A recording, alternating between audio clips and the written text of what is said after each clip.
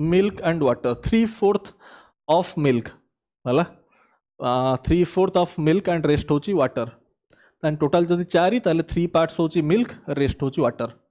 ठीक अच्छे टोटाल होची 4 पार्ट्स 3 पार्ट्स होची मिल्क 1 वाटर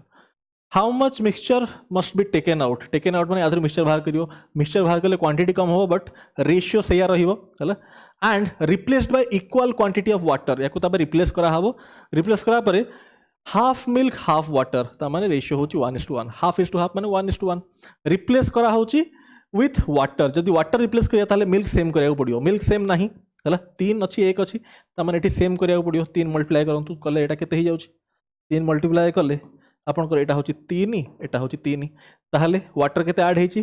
1 रु 3 होची 2 पार्ट्स आ रिप्लेसमेंट केस से हमें जानी चंती इनिशियल और फाइनल क्वांटिटी सेम हुए फाइनल क्वांटिटी अच्छी केते 6 पार्ट्स सो 2 पार्ट्स होची रिप्लेस हला water out of total 6 parts which is 1/3 33.33%